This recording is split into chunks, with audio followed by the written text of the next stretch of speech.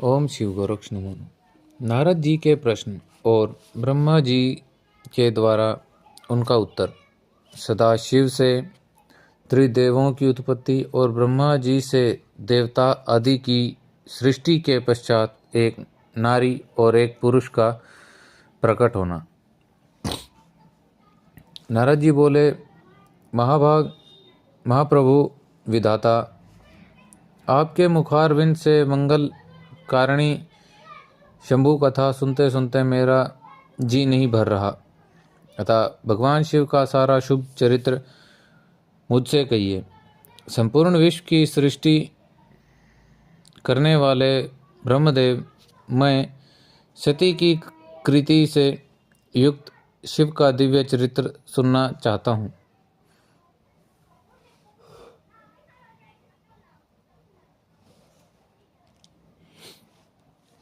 शोभाशालिनी सती किस प्रकार दक्ष पत्नी के गर्भ से उत्पन्न हुई, महादेव जी ने विवाह का विचार कैसे किया, पूर्व काल में दक्ष के प्रति रोष होने के कारण सती ने अपने शरीर का त्याग कैसे किया, चेतना का काश को प्राप्त होकर वे फिर हिमालय की कन्या कैसे हुई, पार्वती ने किस प्रकार उग्र तपस्या की और कैसे उनका विवाह हुआ, कामदेव का नाश करने वाले भगवान शंकर के आधे शरीर में वे किस प्रकार का स्थान पा सकी। महामते, इन सब बातों को आप विस्तार पूर्वक कहिए। इससे समान दूसरा कोई संशय निवारण करने वाला न होगा। ब्रह्मा जी ने कहा, मुनि, देवी सती और भगवान शिव का शुभ यश परम पावन, दिव्य और गोपनीय से भी अत्यंत गोपनीय है।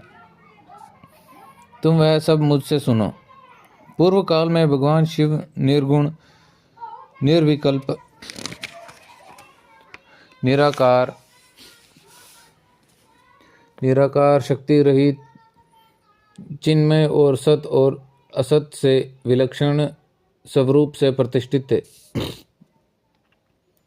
फिर वे ही प्रभु सगुण और शक्तिमान होकर विशिष्ट रूप धारण करके स्थित हुए। उनके साथ भगवती उमा विराजमान थी। वे भगवान शिव दिव्य आकृति से सुशोभित हो रहे थे। उनके मन में कोई विकार नहीं था। वे अपने परात्पर स्वरूप में प्रतिष्ठित थे। मुनि श्रेष्ठ, उनके बाएं अंग से भगवान विष्णु, दाएं अंग से मैं ब्रह्मा और मध्य अंग अर्थात हृदय से रुद्रदेव प्रकट हुए। मैं ब्रह्मा सृष्टि करता हुआ, भगवान विष्णु जगत पालन करने लगे और स्वयं रुद्र संहार का कार्य संभाला।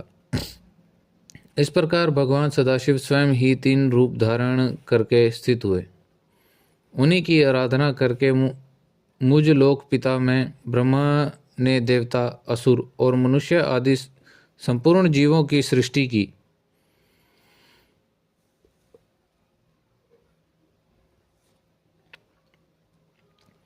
दक्ष आदि प्रजापतियों और देव शिरोमणियों की सृष्टि करके मैं बहुत प्रसन्न हुआ तथा अपने को सबसे अधिक ऊंचा मानने लगा। मुने, जब मैं मरीचि, अत्रि, पुलत्स, अंगिरा, कृतु, वशिष्ठ, नारद, दक्ष और भृगु, इन महान प्रभावशाली मानस पुत्रों को मैंने उत्पन्न किया, तब मेरे हृदय से अत्यंत मनोहर रूप वाली एक सुंदर नारी उत्पन्न हुई, जिसका नाम संध्या था।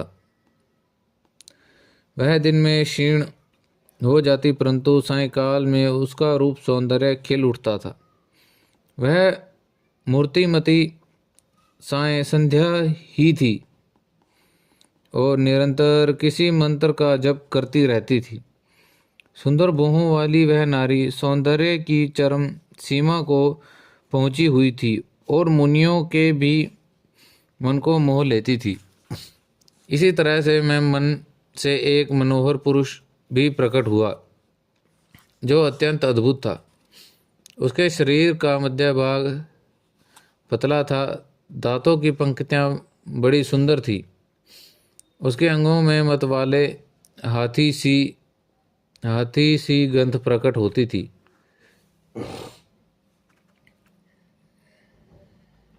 नेत्र प्रफुल्ल कमल के समान शोभा पाते थे।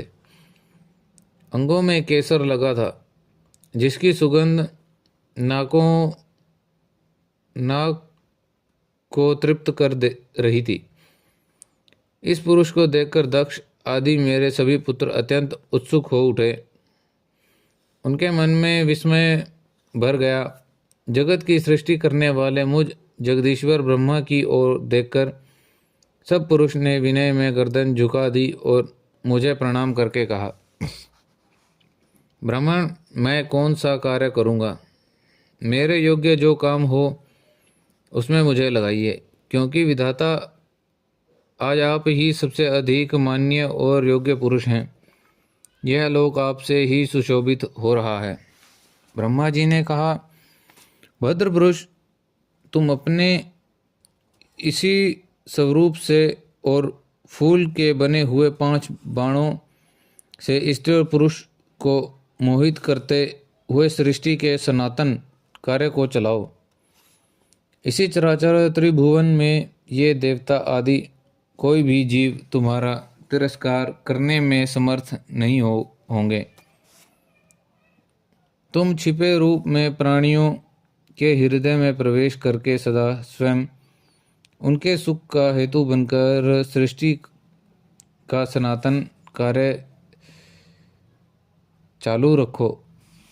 समस्त प्राणियों का जो मन है वह तुम्हारे पुष्पमय बाण का सदा अनायास ही अद्भुत लक्षण बन जाएगा और तुम निरंतर इन्हें मदमद किए रहोगे।